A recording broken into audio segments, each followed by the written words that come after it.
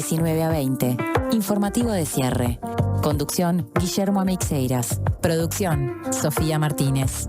Informativo de cierre.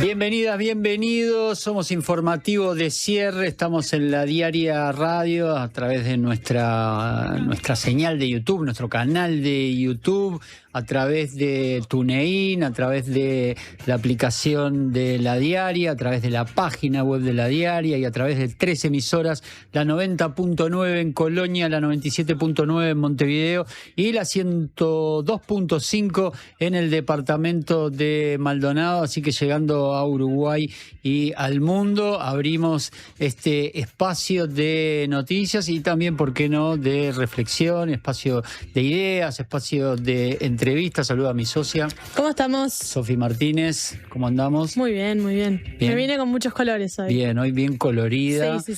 Para combatir la grisura de la ciudad. Exactamente. Y del invierno. Bueno, un saludo para nuestro operador, Alejandro Correa.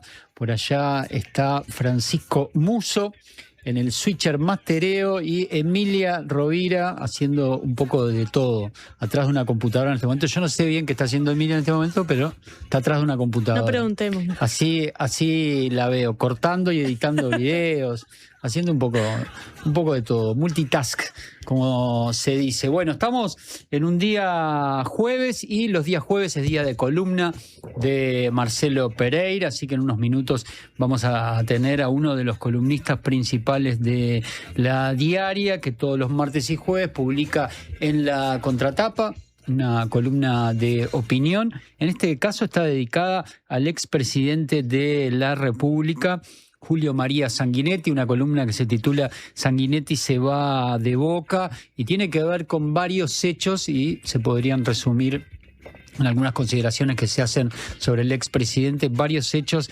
de estas últimas semanas que tienen que ver con, no sé si hablar de una campaña organizada o cohesionada, pero hay una serie de ataques a la actuación del sistema judicial que ha procesado a criminales en el marco del terrorismo de Estado, que tiene que ver con liberar los presos de Domingo Arena por su edad antes de tiempo. Hay proyectos de ley, bueno, hay un montón de situaciones que se han dado en esta semana, pero lo profundizaremos entonces cuando venga Marcelo Pereira, y antes de las noticias nos vamos a recorrer el país, no, el sur del país más precisamente, en cuanto a lo que nos dice Inumet. ¿Desde qué pueblo y ciudad del interior nos estarán escuchando hoy, me pregunto, ¿no? ¿Desde qué paraje, no? ¿Desde qué lugar recóndito de este país? El nombre más exótico de los que nos tiraron, además de La Perla, que siempre nos escriben desde La Perla, y no es en Puerto Rico,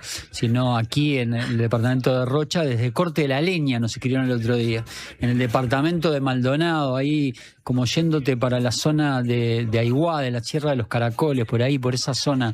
Algunos parajes exóticos de nuestro país que tienen lindos nombres, ¿no? Bueno, 099-891-888 nos pueden escribir y contarnos desde dónde nos están viendo o escuchando. Y a ver si sigue robando el interior del país en referente a quienes nos escuchan o nos ven desde la ciudad de Montevideo. ¿Habrá alguien de acá, de Ciudad Vieja, del Parque Rodó, del centro? Bueno, sí, pero que nos esté escuchando, digo.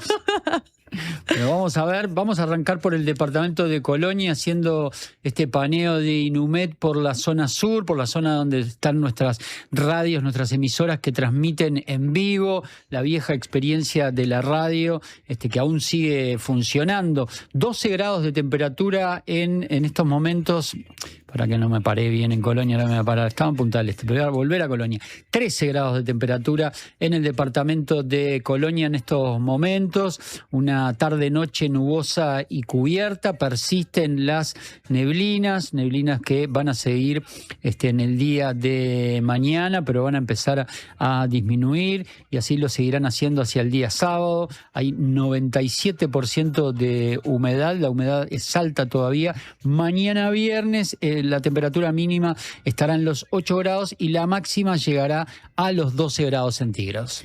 Bueno, acá en el área metropolitana estamos con 12 grados en este momento. Bajó la humedad, por suerte, 76%, menos que ayer. Mañana viernes la mínima va a ser de 8 grados y la máxima de 16, pero en la imagen por lo menos se asoma un solcito, ¿viste? Que ya no, no hay tanta nube, tanta niebla, por lo menos un solcito hay que se está asomando.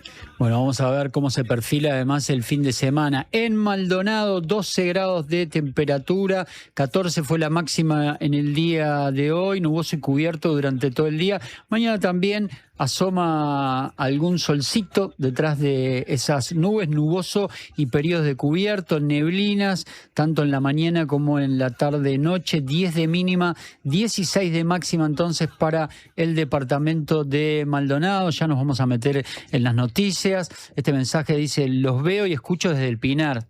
Seguimos fuera de los muros de Montevideo. Sí. Y este otro mensaje nos dice que nos ven o nos escuchan, porque no lo aclara, desde La Capuera, en laguna de El Sauce. Ubicás La Capuera ahí enfrente a Ocean Park, ese centro poblado muy pequeño que hoy es de donde vive mucha gente, ¿no? Del otro lado de la ruta de Ocean Park, ahí donde está el intercambiador. Así que bueno, nuestros primeros 2 escuchas no están en Montevideo. Seguimos fuertes en el interior. Así que seguimos en esa tónica. Ya nos vamos a las noticias cuando son las 19:07. Titulares.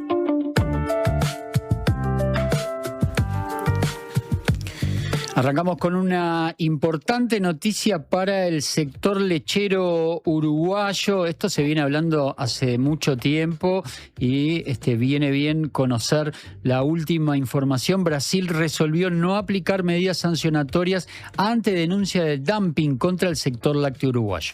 La reunión ordinaria del Comité Ejecutivo de Gestión de Brasil tenía este jueves en el orden del día, entre otros asuntos, la cuestión del arancel antidumping definitivo a las importaciones de leche en polvo provenientes de Argentina y de Uruguay.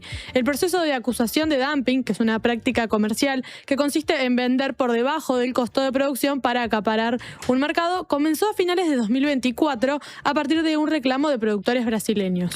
Desde la Cancillería uruguaya señalaron a la diaria que el GSEX resolvió este jueves que por razones de interés general no se aplicará derecho de importación, lo cual supone una buena noticia para las empresas uruguayas. El mercado brasileño, recordemos, es particularmente significativo para el sector lácteo uruguayo. El año pasado concentró el 26% de facturación de las ventas de productos nacionales. Brasil fue el segundo destino de la leche en polvo entera, que es el principal producto de exportación. En el Poder Ejecutivo se vislumbran distintos escenarios, desde que no se aplicaran medidas y se archivara la investigación, hasta que se aplicara un arancel para la leche en polvo. Este tema formó parte incluso de la reunión que mantuvo el presidente Yamandu Orsi con su par de Brasil, Lula da Silva, en el marco de la cumbre en defensa de la democracia que tuvo lugar en abril en Barcelona. Bueno, una semana donde se habló mucho de la camioneta Hyundai del presidente. Quien habló hoy, salió a respaldarlo, fue el prosecretario de la presidencia, que dijo que la compra que hizo Orsi de la camioneta está ajustada al Código de Ética Pública. Jorge Díaz dijo que el descuento de $25.000 que el presidente Yamandu Orsi obtuvo en la compra de su camioneta fue ajustado al Código de Ética Pública y señaló que la adquisición no está vinculada al uso de un vehículo de la misma marca el día de la asunción presidencial.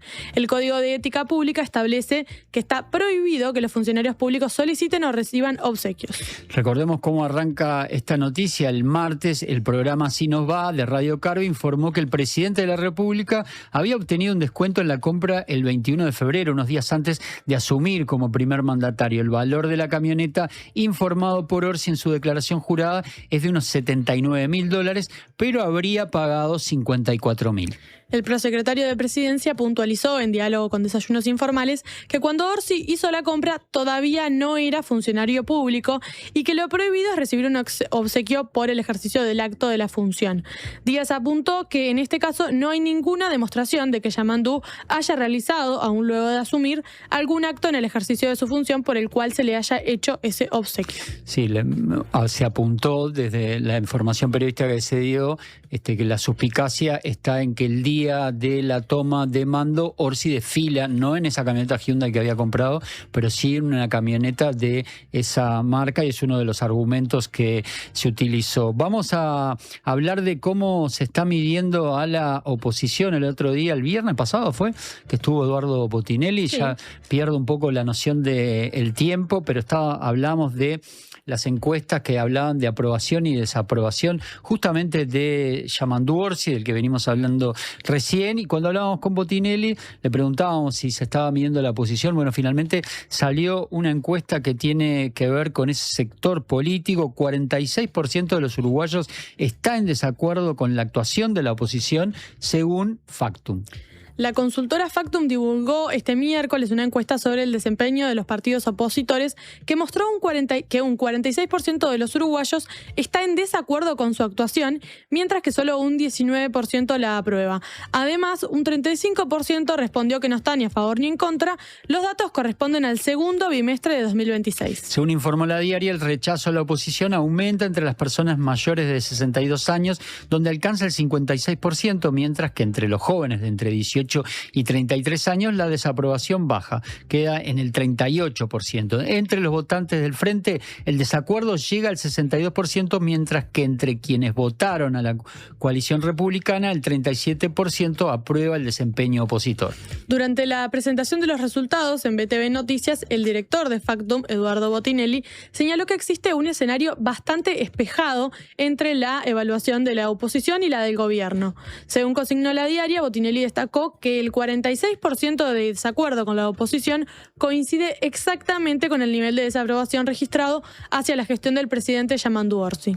Bien, y esta noticia tiene que ver con lo que comentábamos al principio y va a estar relacionada seguro a la columna de Marcelo Pereira. Atención con esto, el diputado del Frente Amplio Sebastián Valdomir busca reflotar proyecto que castiga el negacionismo del terrorismo de Estado. Valdomir dijo que propondrá a la bancada del Frente Amplio que se desarchive o se vuelva a presentar el proyecto sobre el negacionismo del terrorismo de Estado, que impulsaron en el periodo pasado. El Frente Amplista señaló que al volver a presentar aquel proyecto de ley, se podrá discutir en el Parlamento quiénes son los que están a favor y en contra de los derechos humanos en este país. El diputado se refirió a los dichos de la senadora Graciela Bianchi durante el ciclo La Justicia en Debate, en los que manifestó su posición favorable a liberar a los militares presos en Domingo Arena. En el mismo sentido, se expresó el senador Sergio Botana en el programa Cinco Sentidos, que calificó los procesamientos y condenas por crímenes de la dictadura como una vergüenza para nuestra república. El proyecto establece que se considerará como negacionismo del terrorismo de Estado cualquier declaración o manifestación pública que niegue, justifique o minimice las consecuencias de crímenes de lesa humanidad cometidos por el accionar ilegítimo del Estado. Y plantea que toda persona que incurriere en esa conducta antes descripta deberá corregir el sentido de sus afirmaciones retractándose en el mismo espacio público en que hayan sido vertidas. Y bueno, y esta tiene que ver, seguimos en tema, el Ministerio del Interior entregó archivos de la dictadura a la Secretaría de Derechos Humanos. El Ministerio del Interior entregó este jueves un conjunto de archivos correspondientes al periodo 1986, 1968, 1985 a la Secretaría de Derechos Humanos para el pasado reciente. El material proviene del archivo histórico de la Dirección General de Información e Inteligencia Policial e incluye 23 cajas con más de 100 encuadernaciones y unas 73.000 páginas microfilmadas. Según informó La Diaria, además de los documentos originales entregados a Presidencia, la Fiscalía Especializada en Crímenes de Lesa Humanidad, madres y familiares de detenidos desaparecidos y el propio del Ministerio del Interior recibieron copias digitalizadas del archivo. La subsecretaria Gabriela Valverde aseguró de que se trata de información sensible y no meramente burocrática. Desde la Secretaría, para el pasado reciente, su directora Alejandra Casablanca destacó el proceso de digitalización del material y señaló que el objetivo es continuar avanzando en el acceso a archivos vinculados al terrorismo de Estado. Por su parte, Ignacio Errandonea valoró que en este caso se entregara el material en bruto y sostuvo que en otros organismos del Estado deberían tomar el ejemplo para avanzar en verdad y justicia. Hablemos de la fiscal subrogante de Corte, Mónica Ferrero, que se refirió a los polémicos traslados de fiscales y aseguró que actuó conforme a derecho. La fiscal de Corte subrogante Mónica Ferrero defendió a los recientes traslados dentro de Fiscalía y aseguró que actuó conforme a derecho ante las críticas políticas surgidas tras el cambio de sede del fiscal Alejandro Machado. Ferrero además afirmó que no hay motivos espurios detrás de las decisiones y sostuvo que lo primordial es respetar la independencia técnica de los fiscales, según informó Búsqueda. El traslado de Machado desde delitos económicos a la nueva Fiscalía de Cibercrimen había sido cuestionado por dirigentes del Frente Amplio que señalaron posibles motivaciones políticas por las causas que investigaba vinculadas al anterior gobierno. Las hemos citado más de una vez acá. Cardama, por ejemplo, la destrucción de documentos en la torre ejecutiva, entre otras cosas. Sin embargo, fiscales consultados por Búsqueda coincidieron en que los traslados forman parte de las potestades habituales de la Fiscalía de Corte y remarcaron que este tipo de movimientos existen desde hace años. En paralelo, Ferrero volvió a plantear en el Parlamento la falta de recursos humanos dentro del Ministerio Público y explicó que muchos cambios responden a la necesidad de cubrir vacantes y sostener el funcionamiento de distintas sedes. Hoy estuvo Daniel Radío aquí en la mañana de La Diaria, creo que en Panorama Informativo, en La Diaria Radio, en la mañana, y Radío consideró que el comisionado parlamentario de infancias y adolescencias, ese que propuso Blanca Rodríguez y que fue votado en el Senado, obtuvo las mayorías en el Senado, no es necesario. Así es, este jueves en Panorama Informativo de La Diaria Radio, el director del Instituto Nacional de Inclusión Social Adolescente abordó el proyecto del comisionado parlamentario de infancias y adolescencias que aprobó la Cámara de Senadores con los votos del oficialismo y que ha generado resistencias en algunos sectores, como la Institución Nacional de Derechos Humanos, por la posible superposición de competencias. Esto fue lo que dijo al respecto. En principio yo creo que no es necesario, la verdad que creo que no es necesario. Reconozco la intencionalidad positiva, inclusive de la senadora proponente del proyecto. De hecho, nosotros hoy por hoy en el INISA tenemos controles periódicos de parte de la Institución de Derechos Humanos, severos controles, quiero decirlo así, y que nos corrigen cosas y nos, como dice el presidente, nos rezongan. Y a mí me parece que eso está bien y lo hacen bien. Y nos hace bien que nos digan eso. En principio yo creo que no es necesario, la verdad. Allí lo teníamos entonces al director del Instituto Nacional de Inclusión Social y Adolescente, cuyo nombre además viene bien decir que está siendo manejado para ocupar la vacante que dejó Juan Miguel Petit en el comisionado parlamentario para el sistema carcelario. Sobre este tema también habló Radío y le confirmó a Panorama Informativo que tuvo una conversación con el presidente Yamandu Orsi, quien está conteste con esa posibilidad. Eso relató hoy de mañana entonces el jerarca. Y bueno, esta noticia la estamos esperando todos. Esto es un adelanto, es una posibilidad, es una proyección. Proyectan subas de más de 5 pesos en las naftas y 12 pesos en el gasoil para el mes de junio. Probablemente nos enteremos mañana o durante el fin de semana. El Poder Ejecutivo definirá en las próximas horas las tarifas de los combustibles que regirán desde el 1 de junio en un contexto de aumento de los precios internacionales impulsados por la guerra en Medio Oriente. Según informó El Observador, en base al informe de precio de paridad de importación de la Unidad Reguladora de Servicios de Energía y Agua, la nafta Super 95 debería aumentar 5,33 por litro, mientras que el gasoil 50S podría subir 12,89 pesos el litro. El informe señala que durante el último mes móvil el precio de referencia de la nafta aumentó 4,86%, mientras que el gasoil registró una baja internacional de 5,6%. Sin embargo, en el caso del gasoil, el ajuste proyectado responde a la necesidad de corregir el rezago acumulado en los últimos meses, ya que el gobierno venía absorbiendo parte de los costos para evitar mayores impactos económicos. Según detalló el observador, en abril y mayo el Ejecutivo decidió aplicar aumentos menores a los que marcaba la metodología técnica del PPI, lo que generó una brecha entre el precio real y el valor de referencia. En mayo la nafta quedó unos 3 pesos por debajo del precio técnico y el gasoil alrededor de 12 por debajo, mientras que ANCAP resignaba ingresos en medio de un escenario internacional todavía inestable. Y nos vamos a La Paloma. Atención la gente que nos esté escuchando, viendo a través de nuestro canal de YouTube. Edila de Rocha denunció ataque con un cóctel Molotov contra su casa en La Paloma. La edila departamental de Rocha, Susana Núñez, denunció haber sufrido un ataque con un presunto cóctel Molotov en su vivienda ubicada en el barrio Parque de La Paloma. El hecho ocurrió durante la madrugada del jueves y es investigado por la policía departamental, según informó El País. Bueno, ¿dónde me quedé? ¿Querés que siga? Sí, Según relató el dirigente al medio local Rocha al Día y a Solari Radio, escuchó un estruendo en el exterior de la casa y luego, al revisar las cámaras de seguridad, constató que habían arrojado un artefacto incendiario que cayó a pocos centímetros de su vehículo. Núñez contó que logró apagar el fuego utilizando baldes de agua antes de que se propagara. Finalmente la edila afirmó que no adjudica el ataque a ninguna persona en particular y señaló que es la primera vez que vive una situación de este tipo en los más de 20 años que lleva viviendo en La Paloma. Según consignó El País, desde distintos sectores políticos expresaron solidaridad con la dirigente, entre ellos el intendente de Rocha, Alejo Umpierres, y autoridades departamentales que calificaron el episodio como una situación alarmante para la convivencia democrática. La edila había sido votada por el Frente Amplio y hace poco había renunciado a ese sector político luego de que hubiera votado el fideicomiso que se aprobó en la Junta Departamental de Rocha,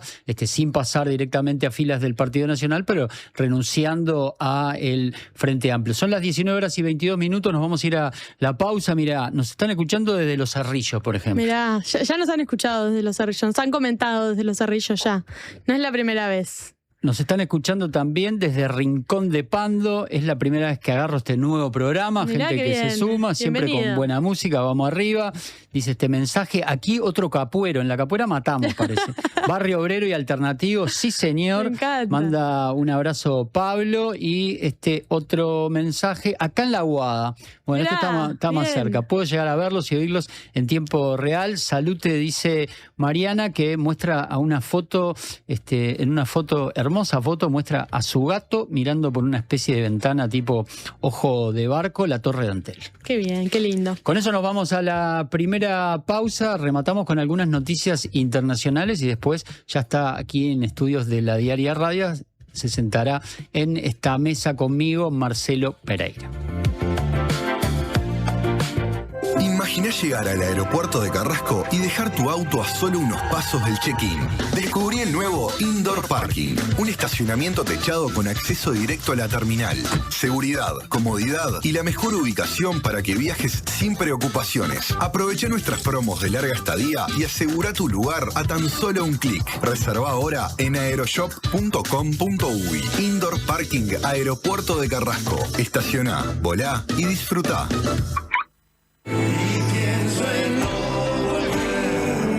Suma Camerata en vivo presentando su primer álbum, Suma Camerata. Sábado 1 de agosto, 21 horas, en La Trastienda. Suma Camerata en vivo en La Trastienda. Entradas limitadas disponibles en Pass Line. Invita Bizarro. Fundación SECOM te invita a ser parte de Tejidos del Corazón. Trae tus agujas y juntos tejeremos para que los niños que más lo necesitan tengan un invierno más abrigado. Te esperamos el domingo 31 de mayo de 10 a 16 horas en Shopping Tres Cruces, Sala de Espera Goes. Organiza Fundación SECOM con el apoyo de Shopping Tres Cruces.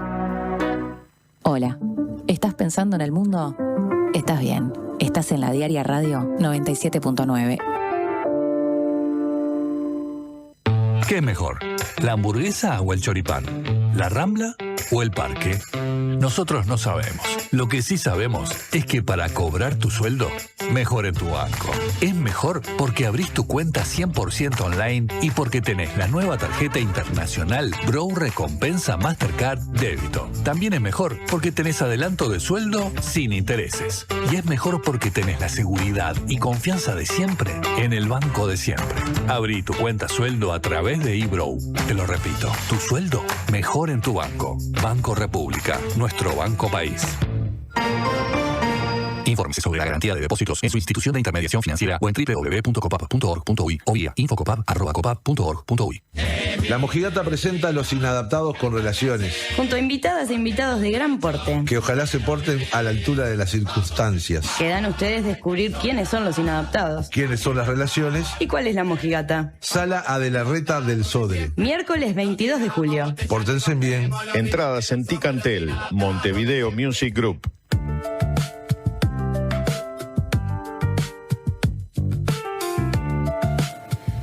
Llegamos a las 19:26, uno más. Después de ese esperanzador mensaje de la Guada con público que nos escuchaba en Montevideo, nos saluda desde Barros Blancos. Bien. Escuchando también cerca de la ciudad de Montevideo, pero no es la ciudad de Montevideo, es más cerca de la ciudad de Pando. Para situarlo geográficamente.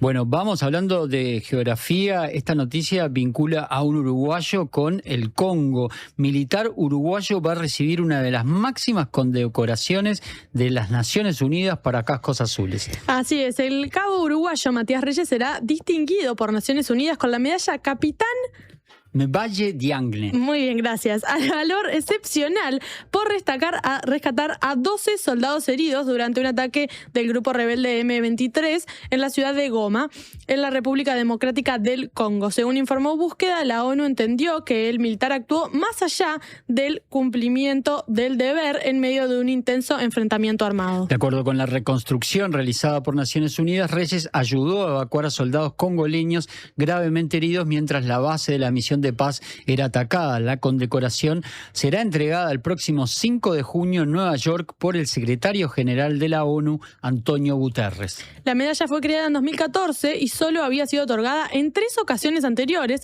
por lo que será la primera vez que un militar uruguayo reciba esta distinción. Durante la ceremonia también serán homenajeados de forma póstuma otros 2 soldados uruguayos fallecidos mientras cumplían funciones en la misión de paz de la ONU en el Congo. Y nos vamos a Centroamérica, noticias que llegan desde Guatemala. Este país negocia con Estados Unidos un plan de cooperación militar contra el narcotráfico. El presidente de Guatemala, Bernardo Arévalo, confirmó que su gobierno negocia con Estados Unidos un plan de cooperación para combatir al narcotráfico, aunque desmintió que exista un acuerdo cerrado para realizar ataques conjuntos en territorio guatemalteco. Según informó el país de España, el mandatario aseguró que las operaciones serían lideradas por fuerzas guatemaltecas y que la colaboración incluiría capacitación, equipamiento y apoyo estratégico. De acuerdo con fuentes citadas por el país, Estados Unidos habría presionado en los últimos meses para habilitar acciones militares más agresivas, incluyendo posibles bombardeos televisados contra organizaciones criminales. Sin embargo, desde el gobierno guatemalteco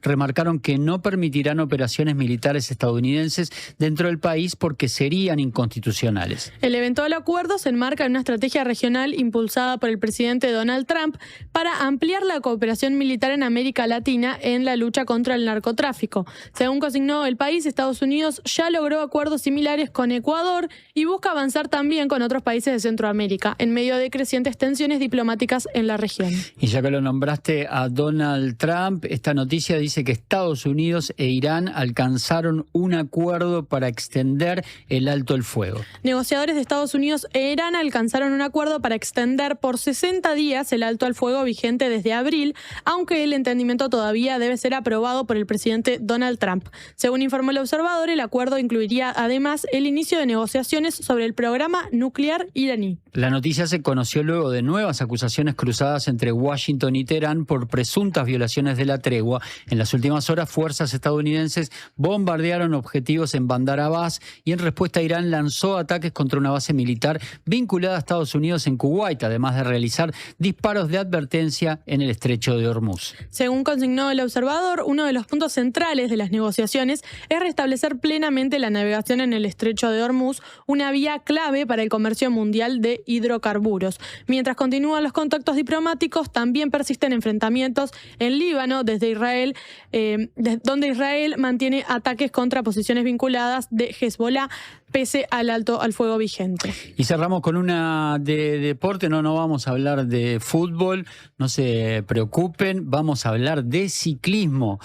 Hace días que no lo nombrábamos a Tomás Silva, nuestro ciclista más famoso en estos momentos, que salió sexto en la etapa número 18 del Giro de Italia. Así es, el ciclista uruguayo Tomás Silva terminó sexto en la etapa 16 del Giro de Italia. La jornada se definió en un sprint masivo que ganó el francés Paul Magnier, quien además recuperó el puesto de líder de la clasificación por puntos. El fernandino continúa consolidando una destacada actuación en su primera gran vuelta, luego de haber conseguido una victoria de etapa, liderar la clasificación general y sumar además otros puestos de privilegio durante la competencia. El Giro entrará ahora en sus jornadas decisivas con 2 etapas de montaña en las Dolomitas antes del cierre del domingo en la capital italiana, la Città di Roma. Muy bien, así excelente. será, entonces así lo estaremos siguiendo a Tomás Silva. Son las 19:31. Despedimos a Sofía del aire, ya llega Marcelo Pereira, así que quédense, vamos a hablar de su columna desde allí. Lanzaremos algunas ideas al aire. La columna se titula, la columna que publicó hoy en la contratapa de La Diaria, Sanguinetti se va de Boca. En El Círculo tenemos los mejores planes para vos y tu familia. Si tenés entre 1 y 20 años, podés afiliarte por tan solo 800 pesos al mes, con más beneficios gratis, el mejor servicio al menor precio y los menores tiempos de espera. Elegí cambiar ahora a la mutualista con el índice de satisfacción más alto y con la red de atención más grande del país, con 5 sanatorios y 50 policlínicos. Afiliate llamando al 1870 Vamos a entendernos el tema útil. En El Círculo, estamos con vos. Canarias es una yerba única, como vos, porque la elegís todos los días. No importa si es la original, especial, serena, la que tiene jengibre, la que tiene centella y ahora la suave. Vos elegís la que más te guste y ahora cada una tiene un nuevo envase, porque Canarias es la yerba de mi país. Chacra La Martina, donde todo lo bueno sucede. Eventos, celebraciones sociales, empresariales, restaurante y salón de té. Además, hospedaje con ricos desayunos de campo a 20 minutos del centro. La Martina, al oeste de la ciudad. Seguinos en redes. Nuestro periodismo hecho radio. 97.9. La Diaria Radio. Celebramos que nos abras las puertas de tu vida. Celebramos estar a tu lado cada día y cada noche en que necesitas apoyo para seguir adelante. En Alcance Servicio de Compañía cumplimos 30 años cuidándote, gracias a la confianza de nuestros afiliados y a un equipo profesional y humano atento a sus necesidades. Porque en Alcance cada uno de nuestros socios es único. Alcance 30 años. Amamos cuidarte.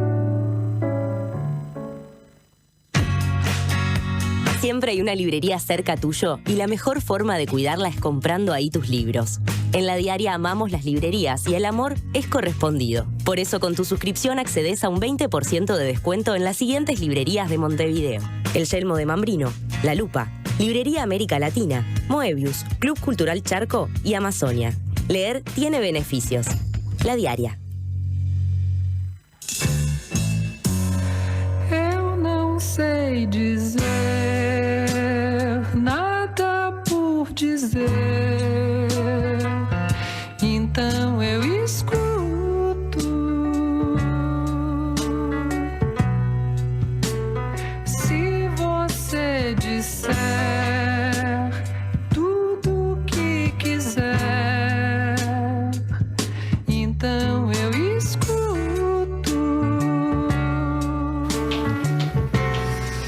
Llegamos a las 19:35 de este jueves 28 de mayo del año 2026. Estamos junto a Marcelo Pereira. Entonces, buenas noches, Buenas Marcelo. noches. Gracias por venir, como siempre.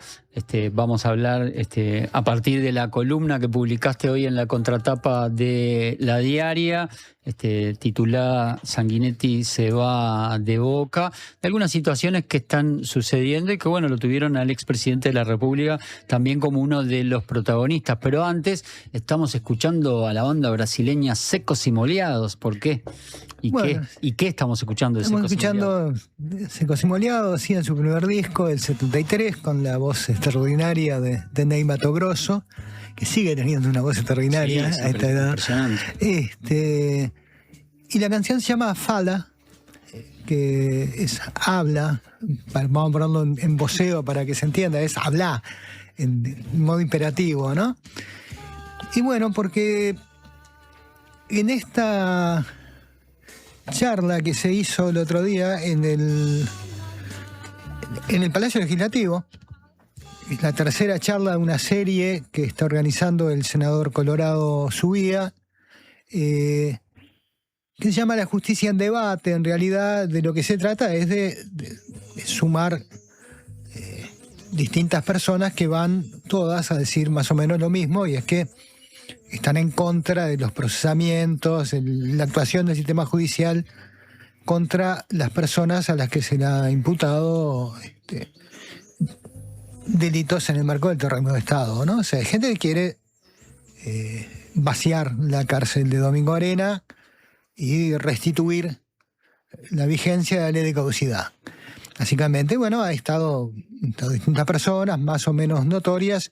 En la anterior había estado el expresidente Lacalle Herrera. Esta vez entre los políticos estuvieron la ex candidata del Partido Nacional a la vicepresidencia, Valeria Ripoll, estuvo la senadora también del Partido Nacional, Graciela Bianchi, y estuvo el expresidente Julio María Sanguinetti.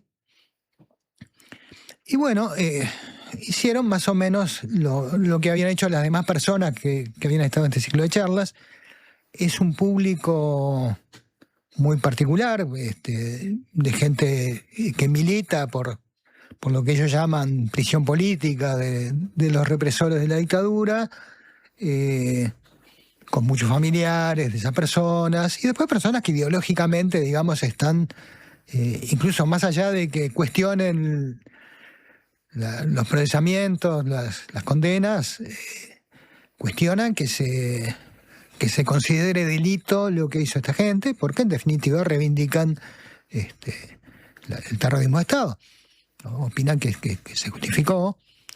Y bueno, y además los tres, de distintas maneras, en gran medida jugaron para la tribuna, ¿no? O sea, fueron como a hacerse querer por esa gente, todos con mensajes contra los tupamaros, contra los comunistas, un tono muy de Guerra Fría, digamos, y de paso, por supuesto, cuestionamientos a la Fiscalía Especializada en Crímenes de Lesa Humanidad, al fiscal Percivale, a la Fiscalía en general también hubo palos para Jorge Díaz, ya que estaban. Y hay que escuchar los audios porque todavía no está subido. Las anteriores charlas están subidas a internet. Esta todavía, por lo menos hasta hoy de mañana, no estaba subida. Pero yo tengo los audios de las intervenciones y es continuamente la gente interviene y como que se va escalando la cosa porque se da como una ida y vuelta con el público. Sí, exigen más definiciones más duras y los oradores se van motivando, satisfacen, y bueno, es una cosa muy de darse manija. Y en el marco de esto que se dijeron muchas cosas muy insólitas, ¿no? Más allá de esta línea central sobre la necesidad de restaurar la impunidad de estos delitos, cada uno le fue agregando algunas cosas que hasta suenan extrañas, ¿no? Bueno, Valeria Ripoll, que vamos a decir en honor de ella que fue la única que reivindicó la búsqueda de los desaparecidos, pues los demás no lo hicieron. Ella dijo que es una causa noble, que ella apoyó siempre esa causa y que la va a seguir apoyando, que va a seguir yendo a las marchas. Lo cual no quita que después... Y dijo, no, yo lo que estoy en contra de que haya gente presa que no hizo nada.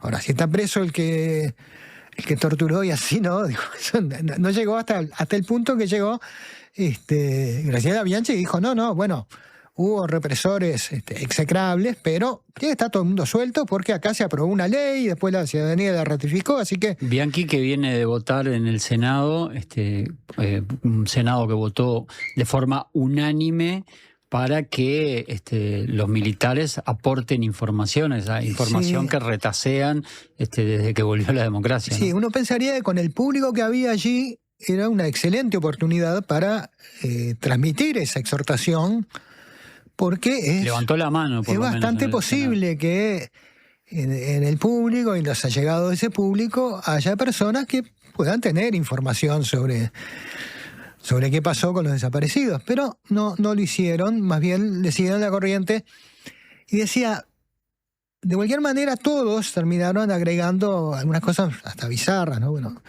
Ripoll retomó eso que se dice mucho en redes sociales, de que en realidad es un gran negocio lo de los desaparecidos, Claro, hay gente que se está enriqueciendo de alguna manera. Que cobra todos los meses y está enriqueciendo, cosa que no es cierto, no hay una pensión. La pensión es por haber estado preso o exiliado, no hay pensión por ser familiar de desaparecido, pero eso se sigue repitiendo, como se sigue repitiendo que en realidad los desaparecidos están viviendo en Europa, dándose la gran vida con lo que cobran. Hay una reparación una vez, y que no está mal en realidad, porque yo digo, si el Estado te secuestró un familiar directo, lo mató, lo hizo desaparecer y no te dice dónde está, bueno, alguna indemnización yo creo que te corresponde, ¿no? Pero bueno, lo llevó a ese tema. Incluso Ripoll llegó a decir que ahora siguen aumentando la cifra de desaparecidos para aumentar el negocio, para que haya más gente de cobre. Bueno, pero eso que ya es un poco... Para que te corte, perdón que te corte, pero una semana donde veníamos de escuchar a Sergio Botana en el programa Cinco Sentidos ahí en Canal 5, que dijo, dentro de algunas cosas que dijo que las víctimas de la dictadura en Uruguay son 30 desaparecidos y otros tantos muertos. Seguro. Así fue esa frase. Todo en la misma semana sucedió, ¿no? Sí. Además de otros hechos. Por eso decía, Ripoll se quedó corta porque Graciela Bianchi dijo que no son 30, que queda solo por encontrar a 10 personas, o sea que no se sabe muy bien, ¿De dónde sacan esa información? No sé. ¿De dónde sacan esos números? No tiene mucho sentido buscarlo porque además hay información, lo mismo que la cantidad de muertos. La cantidad de muertos está bastante estudiada, ¿no?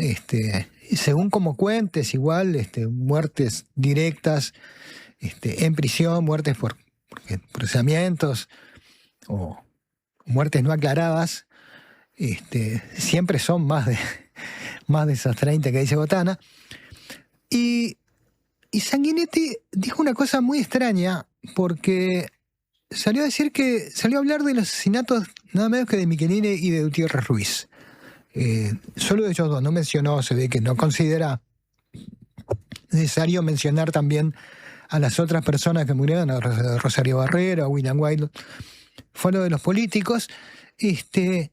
Antes te quiero hacer una propuesta, porque justo hoy de casualidad anoche vi, porque lo colgaron hace poco, lo subieron al canal de la CAU en YouTube, el documental de Mateo Gutiérrez, que es el hijo de Héctor Gutiérrez Ruiz, que hizo un documental en 2008, sí. 2008, que trata sobre esos hechos, sobre el asesinato de su padre, sobre el asesinato de Selmar, de William Guaylo, de Rosario Barredo, un documental que se llama DF, Destino Final, y dentro de los testimonios que se prestan, es un documental que, como vos bien decías, se salió a la luz, vio la luz en el 2008, pero quizás esta entrevista fue hecha algún año antes, en el proceso. Creo que él estuvo de 2005 a 2007 de filmación del documental.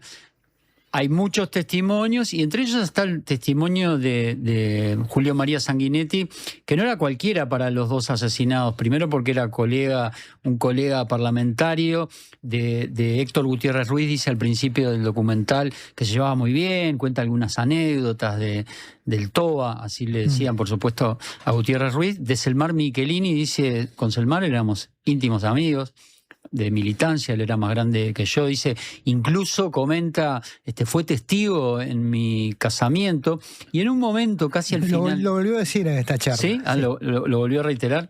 Bueno, y en un momento al final, casi al final del documental, Mateo, el hijo de Héctor Gutiérrez Ruiz, o sea, el hijo del asesinado, le pregunta a Sanguinetti qué sabe o qué piensa de qué puede haber estado o quiénes pueden haber estado atrás del asesinato de Selmar y de el TOA, y te invito a ver lo que decía Sanguinetti hace unos 20 años más o menos. Bien. Vamos a ver ese video. Vamos a entendernos, el tema Gutiérrez Ruiz y Michelini fue un episodio ocurrido en la Argentina y que ojalá se hubiera podido descubrir algo, pero el caso estuvo radicado allá y la investigación allá. ¿Cuál fue la ramificación acá? Es lo que no sabemos, ¿no? Lo que nunca supimos, ¿no? ¿Usted duda de la participación de los militares uruguayos en Orletti? Yo ni dudo ni dejo de dudar. No dudo de que hubiera una instigación. No sé si a matar tampoco. ¿Hasta qué punto, no? Porque uno nunca sabe. Eran gente que actuaba con una impunidad tal, con una barbaridad tal, sobre todo en la Argentina. El Aníbal Gordon y todas esas bandas eran de un bestialismo, que de repente lo mandaban y decían apretame a asustame a y mataban todo un pueblo, porque era el mundo que se vivía. Ni dudo ni dejo de dudar, decía Sanguinetti frente a la repregunta que le hacía el hijo de Gutiérrez Ruiz, si no creía realmente que había uruguayos involucrados en ese asesinato, ¿no? Como con una visión de poner la responsabilidad en esos argentinos locos que andaban por ahí, que quizás alguien desde aquí, desde Uruguay, los instigó sin dejar muy en claro quién. Ese era el Sanguinetti hace 20 años. El Sanguinetti de hoy, entonces, ¿qué dice? Dice otra cosa. Yo no sé si desde el momento de hacer esa entrevista hasta ahora se enteró de algo más, o capaz que ya lo sabía y no lo dijo en ese momento, o no le dio para decirlo frente al hijo de uno de los asesinados, que fueron 4 más 1, porque estuvo también Manuel Iberov, que fue en esos días también secuestrado y sigue desaparecido. Que sigue desaparecido. Porque Sanguinetti ahora dice que bueno, que si nosotros, él habla en plural, no se sabe si era un plural majestático, digamos, de los reyes, de los papas, si se refería a nosotros, ustedes que me están escuchando y yo, porque en público puede ser que haya gente que sepa cosas, o si suponía que eso, estaba postulando que eso lo sabe todo el mundo. Pero dice, nosotros presumimos quiénes fueron los asesinos materiales, ¿no? Pero insiste, afirma muy tajantemente que la orden no fue del dictador Juan María Bordaberry y de su ministro de Relaciones Exteriores, Juan Carlos Blanco, que fueron procesados y condenados por estos asesinatos como coautores. Y dice, no, pero dice, la orden vino de acá, vino de Uruguay. Entonces contradice totalmente esto que decía hace unos años, pero dice que vino de ciertos servicios de inteligencia, porque dice, no, Bordaberry y Juan Carlos Blanco, que en este aspecto eran personas honorables, y además no tenía el poder, porque a Bordaberry lo sacaron un poco después. Pero esto es realmente chocante, porque es una causa que está abierta, ¿no? Hay personas acusadas. Bueno, si Sanguinetti dice que sabe algo, correspondería que, que se aclare qué es lo que sabe, cómo se enteró de eso, quién se lo dijo, desde cuándo se supone que lo sabe, si estaba hablando para la tribuna y dijo cualquier cosa, o si es algo que realmente sabe, capaz que ya esta avanzada edad que tiene, perdió un poco de filtros, cosa que le pasa también a la gente cuando envejece. Pero yo creo que yo no soy quien para decirlo, pero para mí justifica por lo menos que lo citen a declarar. Es una persona que tiene motivos para saber mucho de lo que pasó, porque él, cuando empezó el proceso autoritario, él era ministro. Ministro de Educación era, ¿no? Claro. De Juan María Bordaberry. Sí, de Pacheco, ¿no? Después tuvo, por las negociaciones de salida, un contacto muy estrecho con figuras militares. Después tuvo de ministro de Defensa Nacional a Hugo Medina, aquel que dijo que había guardado las citaciones en el cofre Ford del comando. Es una persona que uno presume que puede haberse enterado de cosas que no ha dicho. Ahora, si ahora se le escapó o está dispuesto a decirlas, bueno, que las diga, que hable. Porque si no pasa... Cuando dice sabemos, que diga quiénes otros son los que saben. ¿Quién más sabe? Porque lo que pasa también, y yo lo ponía hoy en la columna, algo que deberían tener muy consciente la gente que lo estaba escuchando y que dice que están mal condenados, mal procesados, sin pruebas, por maldad y rencor y deseo de venganza, los militares que están en Domingo Arena o que están en sus casas, porque hay muchos en prisión domiciliaria, la mitad más o menos. Otro tanto de los que están en Domingo Arena están condenados, pero están en sus casas. En el caso de que alguien esté procesado o condenado por un delito que no cometió, bueno, eso se debe primero que nada a que si hay gente que sabe que lo cometió, bueno, se cayó la boca. El pacto de silencio no solamente produce impunidad, puede producir también condenas a gente que no fue directamente culpable de esas cosas. Porque si acá hay un señor militar que cometió un delito y deja que otro colega suyo vaya preso por un delito que él sabe muy bien que no cometió porque es el autor real, bueno, ese señor tiene alguna responsabilidad, ¿no? Y yo digo, también Sanguinetti, que dice que hay gente condenada, que es la resquebrajadura que le queda a la paz y a la institucionalidad del país, es que se haya pasado por encima de la impunidad. Dice, sí, se decía que era impunidad, y sí, dice, es lo que queríamos la impunidad. A esta altura va perdiendo filtros, ¿no? Pero, bueno, decir lo que se sabe también es una forma de que no haya condenas indebidas, ¿no? Entonces, o sea, me parece que estas cosas, por un lado, llama la atención que en este mes de mayo, en que se concentra la marcha por los desaparecidos, que se ha convertido no solamente en una marcha por los desaparecidos, sino en una movilización por memoria, verdad y justicia, en todo lo que tiene que ver con el terrorismo de Estado, también hay como un rebrote, como una voluntad, que yo no sé si es coordinada o es casual, no sé, las casualidades a veces pasan, yo no creo mucho en ellas, que también se intensifica este tipo de cosas que son de negacionismo. A mí no me convence mucho ese proyecto del que hablaba recién, porque hay dos proyectos. Hay uno que es este del que hablaba Aldomir, y hay otro proyecto más que propone penas de cárcel para el negacionismo del terrorismo de Estado, con agravantes si se trata de figuras públicas, docentes o periodistas. A mí me parece... No alcanzaría con una retractación. Me parece que entrar por el camino de dar penas de cárcel a opiniones, por más abominable que sean las opiniones, es complicado. No es un camino que me parezca que haya que recorrer. Pero bueno, estas cosas del negacionismo que hace unos años circulaban sobre todo en redes sociales, en postes anónimos o de gente sin mucho destaque, ahora ya llegan a la manifestación pública de dirigentes políticos importantes, de senadores, de expresidentes. Bueno, Sanguinetti no niega, él no está en el negacionismo, él está en que la solución que él encontró era óptima y que, bueno, está con los dos demonios. Si se amnistió a uno, se había que amnistiar a los otros, y está en esa línea que es la que ha mantenido siempre. Pero dice algunas cosas que antes no decía, y yo creo que hay que indagar sobre eso mientras está vivo, ¿no? Bien, Marcelo, te escuchamos el martes que viene. Bueno. ¿Qué te parece? Te esperamos por acá.